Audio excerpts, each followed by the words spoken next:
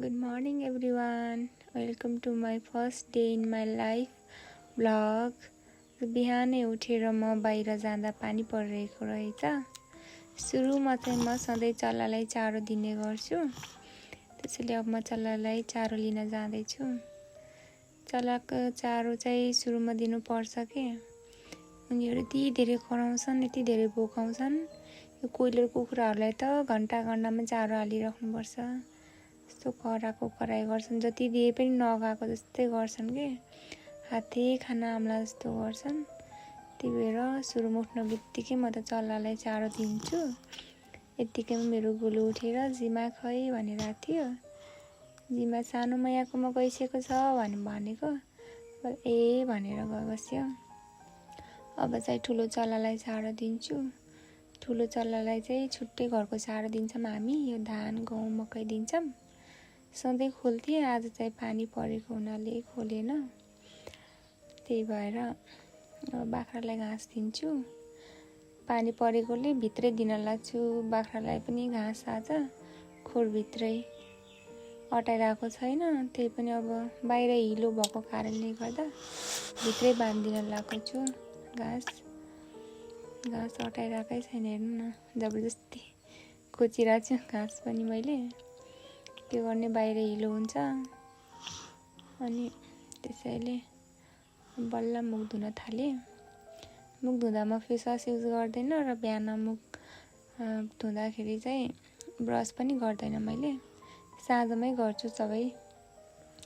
त्यसै कारण बिहान उठेर तातो पानी खाने बानी छ मेरो। तातो पानी तताएर हल्का त्यसमा मह हालेर खान्छु। अनि त्यसपछि मात्र घर सफाइ गर्छु। बिहान तातो पानी खाँदाखेरि कस्तो बल्ल मलाई त जाँगर लाग्छ के, नत्र कस्तो शरीर एकदम थाकेको जस्तो हुन्छ। एकछिन बसेर तातो पानी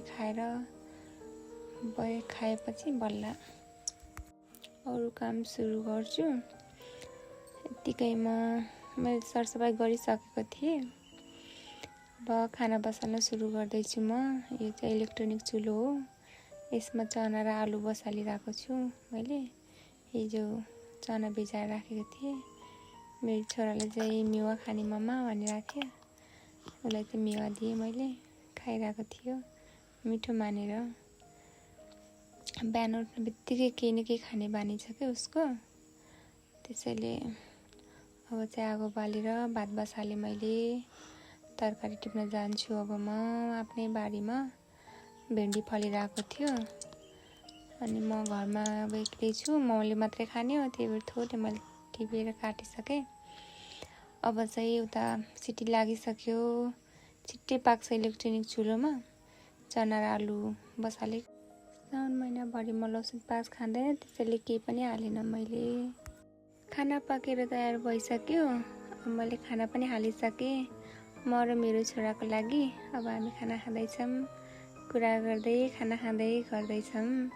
मेरो छोरा मसँग धेरै कुरा गर्न खोज्छ के। Okay bye, thank you for watching, see you.